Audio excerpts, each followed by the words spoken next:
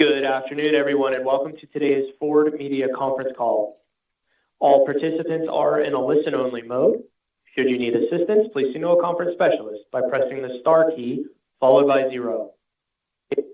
After today's remarks, there will be an opportunity to ask questions. To ask a question, you may press star and then 1 on your telephone keypads. To withdraw your questions, you may press star and 2. Please also note today's event is being recorded. At this time, I'd like to turn the floor over to Mark Truby, Ford's Chief Communications Officer. Please go ahead. Okay, thank you, Jamie, and thanks to all of you who are joining us today. We've obviously reached an important moment in our negotiations with the UAW, so we want to take a moment to share our perspective and also take your questions. Today's briefing is on the record. The materials will be available for download, and a recording will be posted online.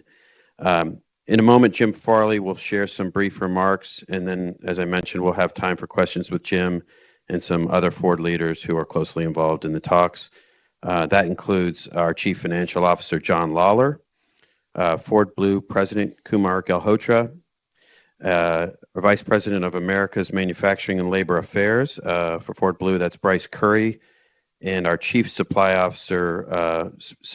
Chain Officer, Liz Dorr, is also going to be dialing in and can talk to you about the supply impact. So with that, I'm going to turn it over to Jim Farley. Jim, go ahead. Hi, everyone. We're now 2 weeks into the first UAW strike at Ford in nearly 50 years.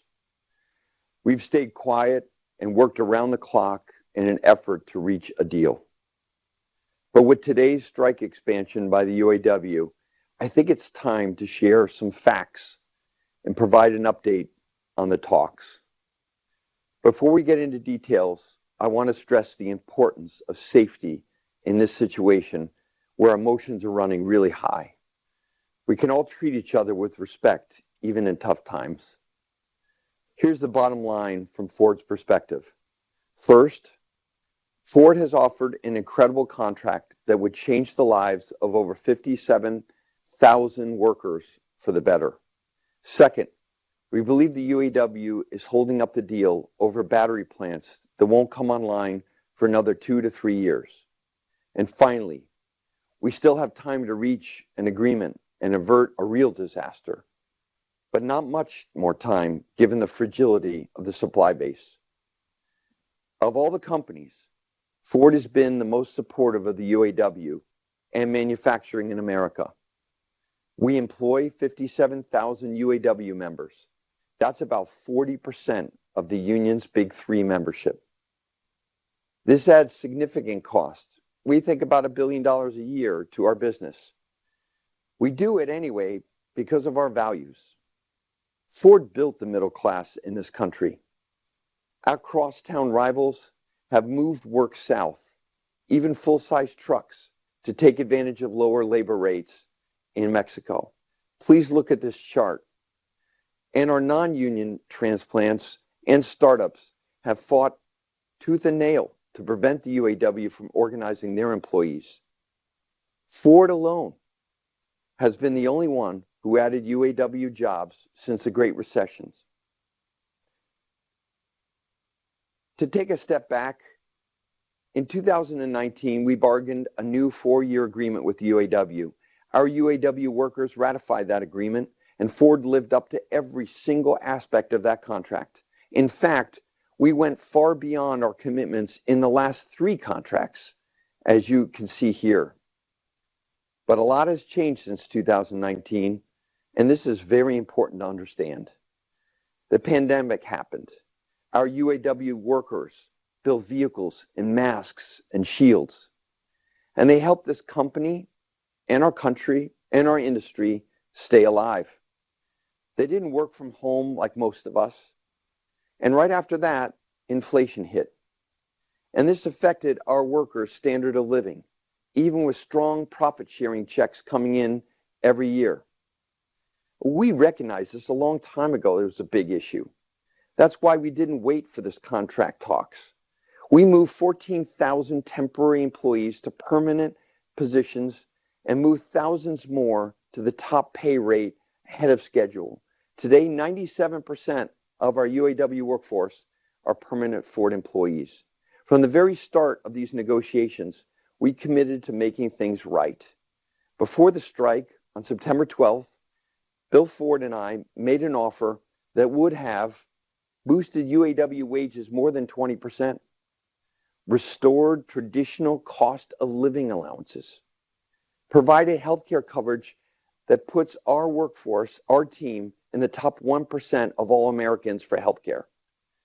We made it so the average employee fresh out of high school or the military or a service sector job will earn 6 figures within 4 years, plus great benefits.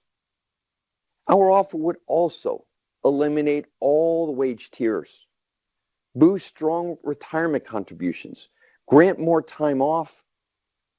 We made product commitments for every single UAW plant in America, and we offered layoff protections for all permanent employees. The deal we offered would put our UAW workers among the best paid hourly manufacturing jobs in the world and in the top 30% of all full-time workers in America of any industry, hourly and salary. And the benefits are absolutely top tier, as you can see.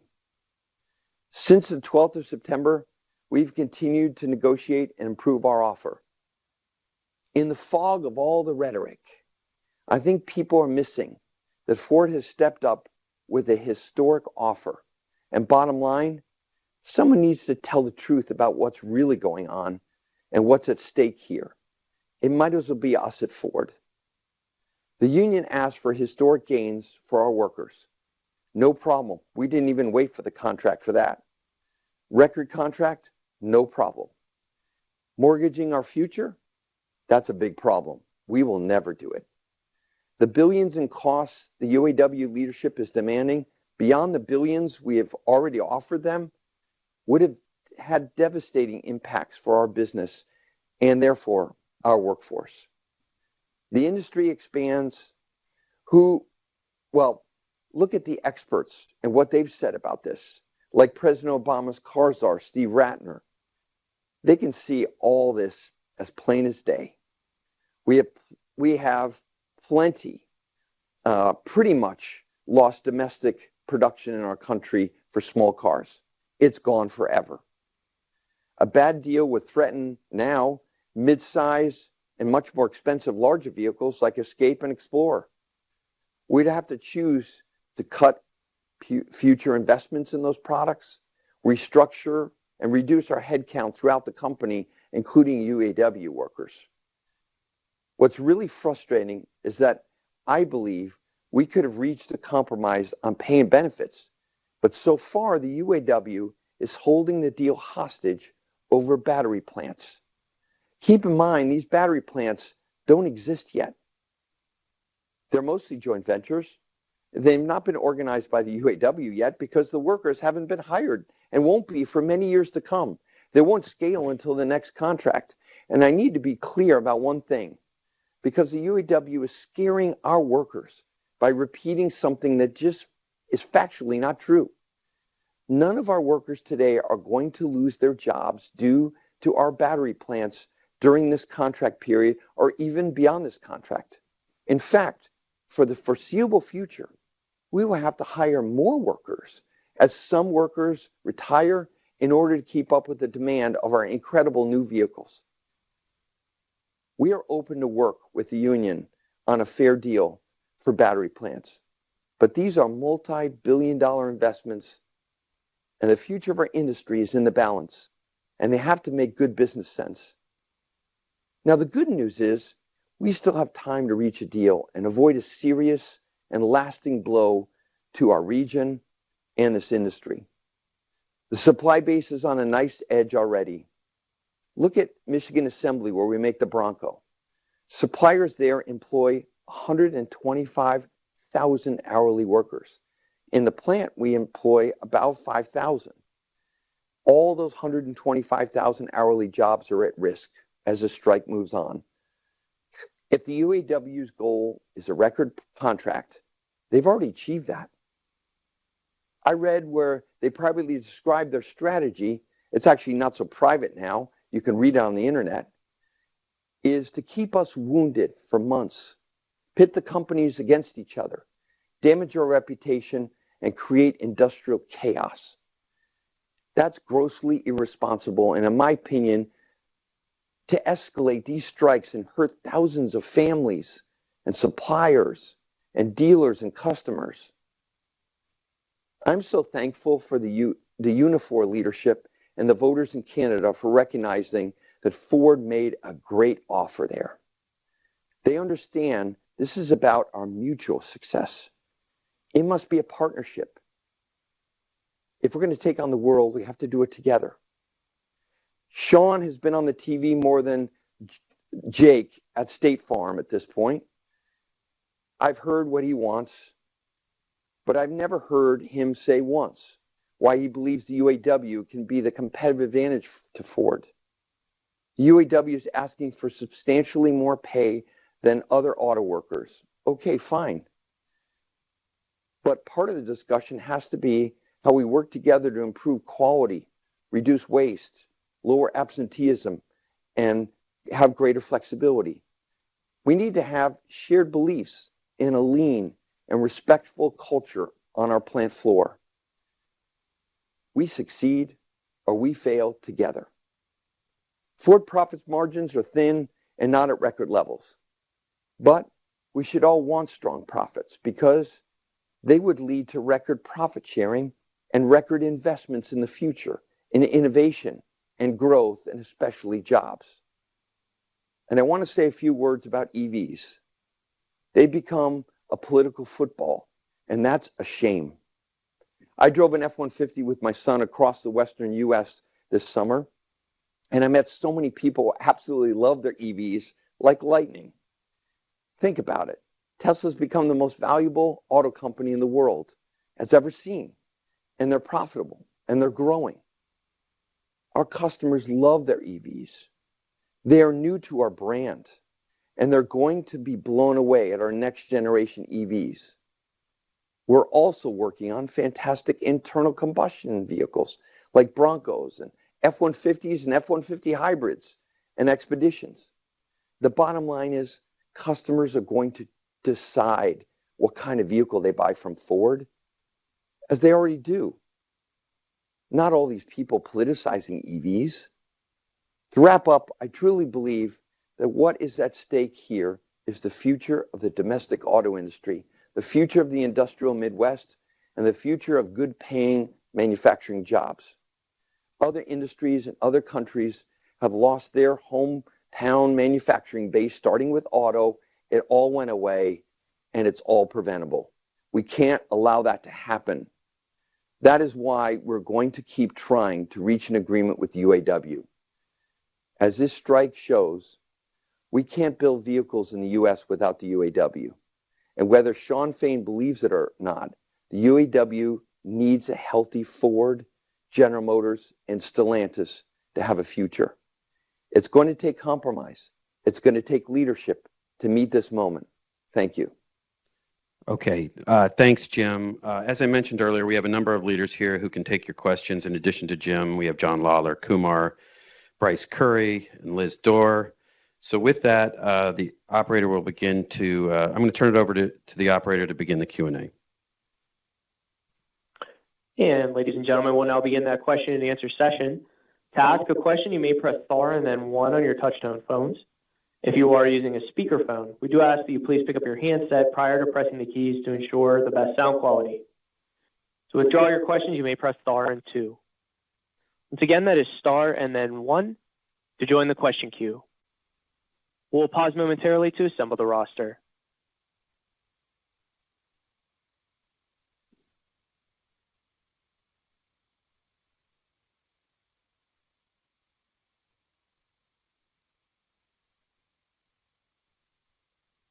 And our first question today comes from Joe White from Reuters. Please go ahead with your question. Hi, good afternoon, and thanks for taking the question. Thanks, Jim, and all. Let me ask this. I mean, are you concerned that the UAW at this point is bargaining in bad faith or simply not bargaining? And at what point do you feel like you might need to declare an impasse? Because you have been going at this a while, it doesn't seem like there's been a ton of movement. Yeah, I'm just trying to get a sense of how close you are to sort of a point where the talks break down or you're at an impasse. Thanks. Want a deal. We made a great offer. We've been at the negotiating table for the last 2 weeks, nights, weekends. I think we've worked very creatively. I think the length of the time of the strike is going to depend on both parties compromising. Have we gone too far? Or, I would say at this point, the battery plant discussion has been very difficult. And, we have felt from the very beginning, between all the lines of our comments, that the original strike was premeditated and that everything is taking way too long. That actually events are predetermined before they happen. This has been very frustrating, but I'm really proud of the team because we never let that happen to stop us from negotiating. I don't think we reached the point where we think we're at impasse, but that day could come if this continues. Okay, thanks. Thanks, Joe. Our next question comes from Chris Isidore from CNN. Please go ahead with your question. Yeah, there's been a lot of, talk about what Ford's offer is, what the other OEMs' offers are. There's not been a lot on the record about where things stand with what the union's current request and demand is. Can you give us any details on what they're now asking in terms of wages? Are they still asking for a 4-day week? And is the current state of the offer from them something that would cause losses at Ford as you were detailing before the strike started with the original offer, or is it profitable, just not enough to make the investment that you want going forward? Good question. Bryce, why don't you take that one? Sure. Thank you. So we've been working, as Jim said, night and day with the union on here, and we are making significant progress on the pay and the benefit side of the offer. I'm not going to share some of the specifics, but we're close on there. The sticking point continues to be on the battery plant, and that's what we're working and trying to come up with ways that make sense for both sides, and that we can still be competitive in the future, competing against Tesla, BYD, and others. We'd love to go over the specifics, but we think it's best for the UAW to share those specifics with the members that they represent. We think it'd be a good time to do that, given the enhancements we've had to the offer. Are you saying that their current offer now would cause losses at Ford, or would you at least be profitable if you were answering their current offers? It's been very important discussion on the economics. As Bryce said, we're really close, and we're confident that with the current offer on the table, we would be able to make the investments we need to, like the $50 billion in EVs. But in the end of the day, that has to be presented to the employees, and the UAW has to do that. Our next question comes from David Welch from Bloomberg News. Please go ahead with your question. Thanks.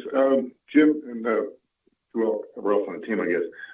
What exactly is the union asking for when it comes to battery plants? And then the second one I see as a big issue are defined benefit pensions, something that's still on the table. Yeah, I think, Bryce, you're best to comment on the specifics of the battery plant and pensions. Sure. I'll flip over on the pensions to John, but on the battery plants, we're trying to make an agreement where we can be competitive jointly. The union would like to have that from a master agreement standpoint, and we have to be competitive across all the areas in the U.S. And so that's where we're working with them on that right now. Yeah. So when you look at the defined benefit plan they're asking for, that's a plan of the past. Only 12% or so of Fortune 500 companies offer that today. What we're offering is a defined contribution plan where we contribute.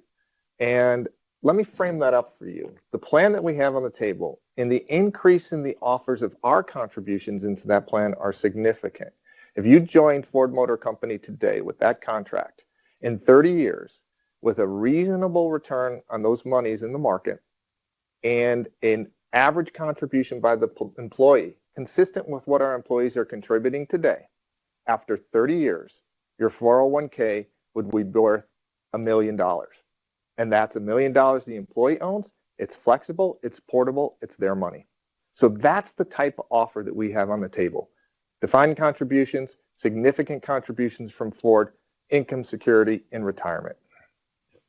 Great. Next question, please. Our next question comes from Jordan Grzelewski from the Detroit News. Please go ahead with your question. Hi, thank you.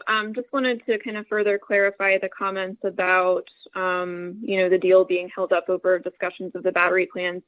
Are you referring to all 3 battery plants that, Ford is in some stage of development with, the ones in Kentucky, Tennessee, and Marshall?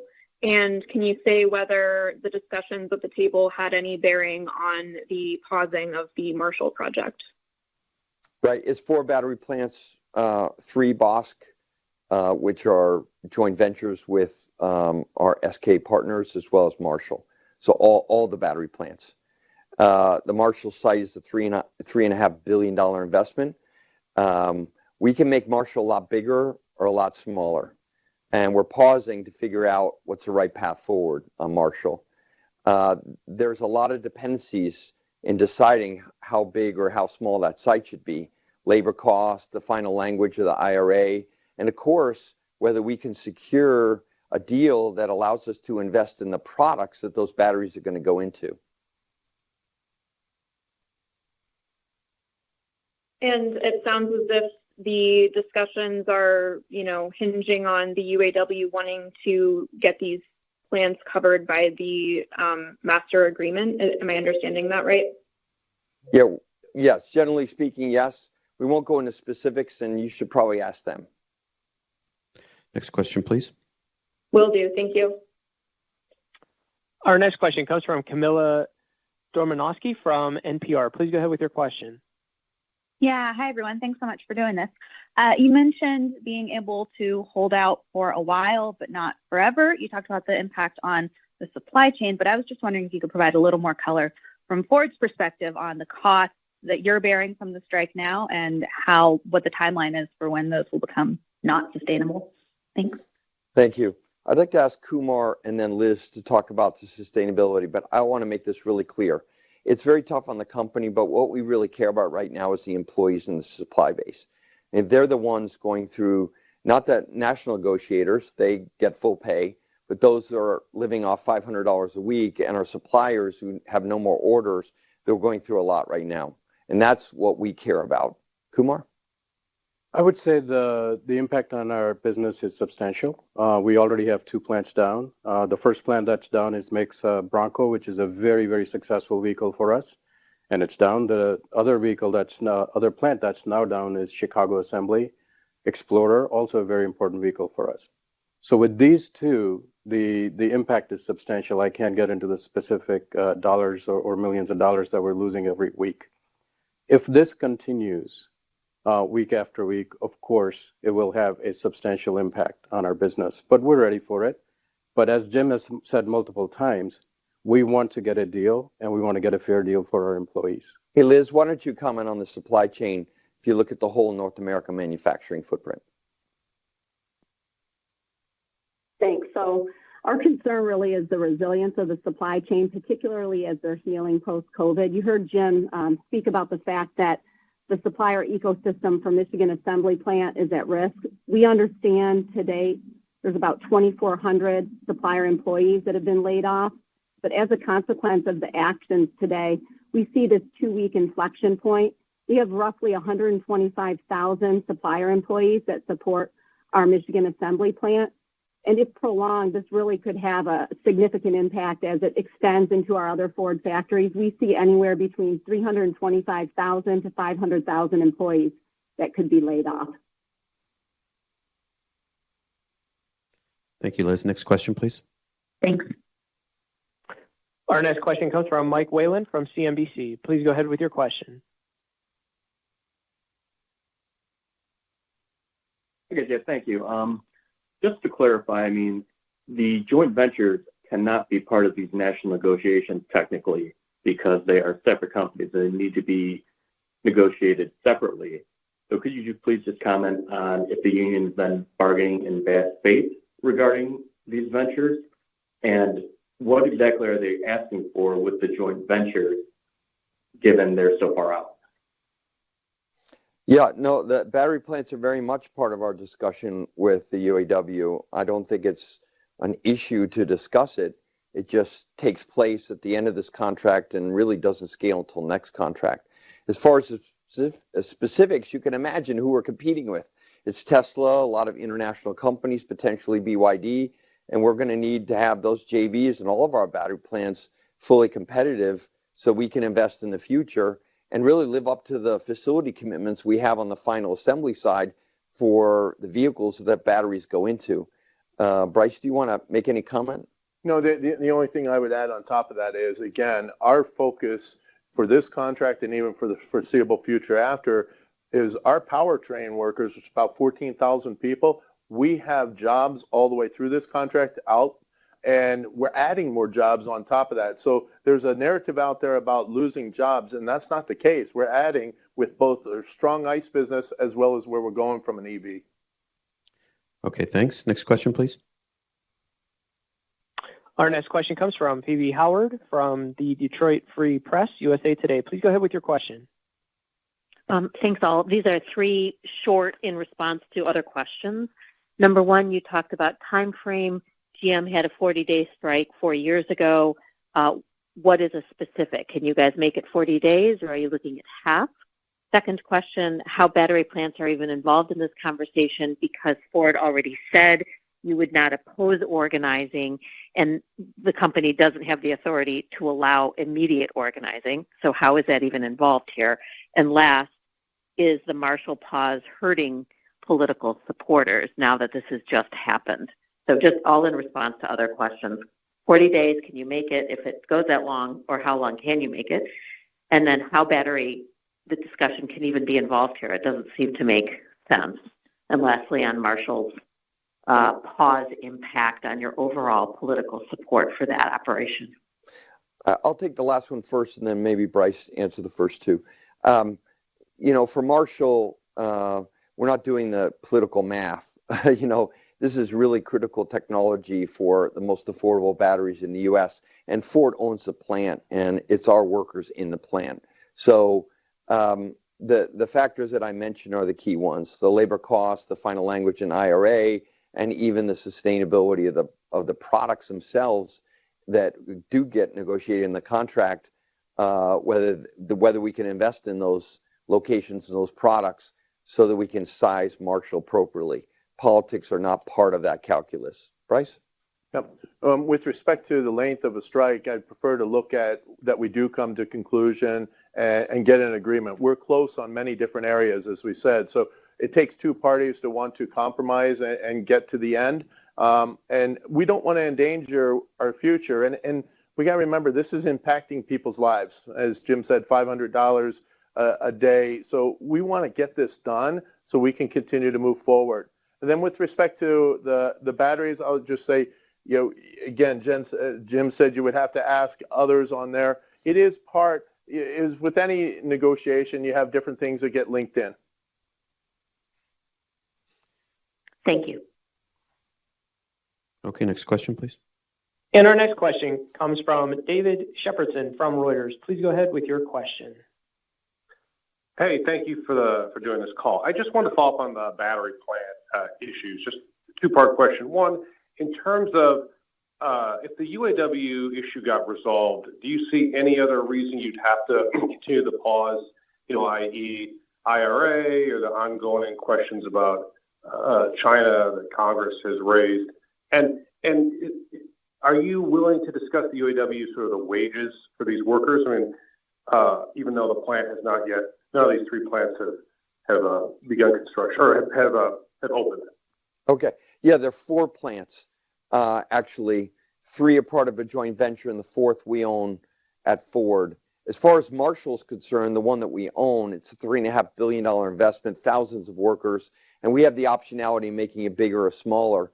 And as I said, the key factors there are, can we confirm that the deal with the UAW in the short term allows us to invest in the engineering for the future products that we'll have the batteries go into.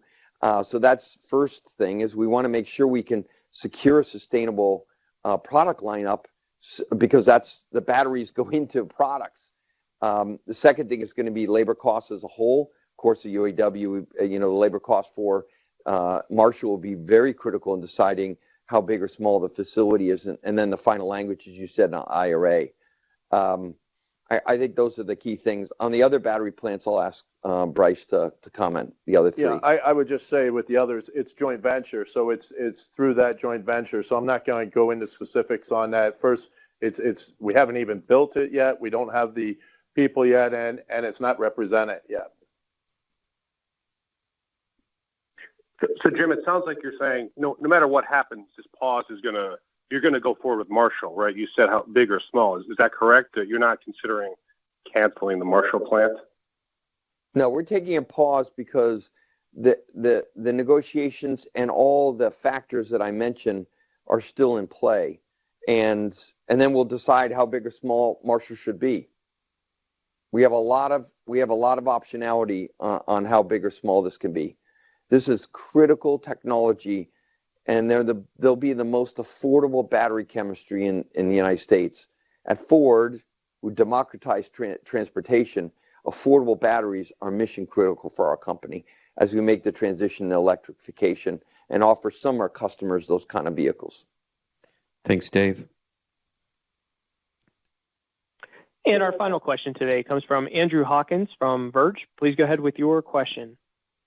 Yeah, I had a question about the issue over job losses. You guys are saying that there will not be any job losses, and I just wanted some clarification about whether or not you're referring specifically to through the length of this particular contract, or even beyond into additional contracts with the UAW, because you hear from the union they're concerned about, if we transition to EVs, we're not going to need things like spark plugs and oil filters and all of these things associated with the ICE business, and therefore that people are going to lose their jobs around those particular supplies, that supply chain. And I'm curious as to how you guys would respond to that. I think before we go into that, I'll have Bryce kind of cover the job loss thing. It's really important to understand Ford's product strategy.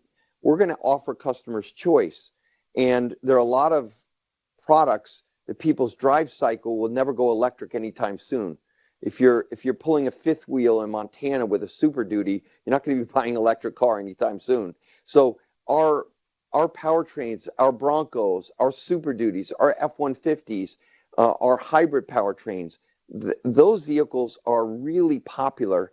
And even if we grow the EV, or when we grow the EV business, it's not going to be at the sacrifice of our internal combustion work statement in our powertrain plants.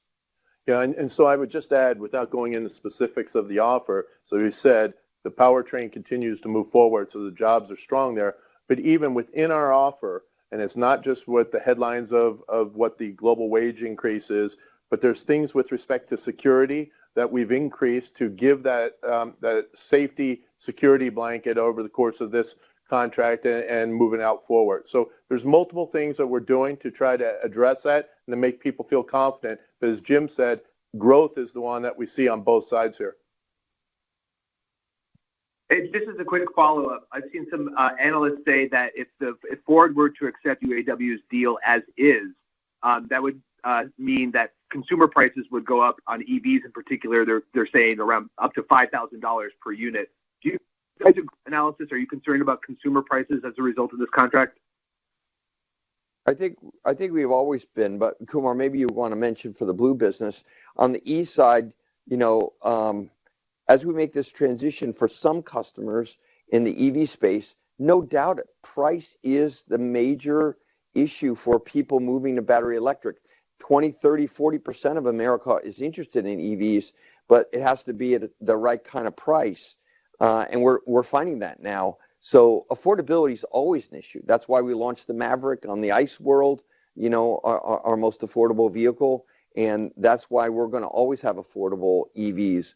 And batteries are the largest component in the EV. Yeah, I would say the deal that you're talking about, or the offer you're talking about, was the original offer from the UAW. As all of us have said, with a lot of hard work by the team on both sides, especially the national negotiators on the UAW side. A lot of good work done, and we are much, much closer than we were to the original deal. And the deal that we are very close to is actually a deal that's affordable for us. It allows us to continue investing where we need to invest, and it's a very fair deal for the workers. But that deal is what's not out yet. So the comparison you're making is to the original one.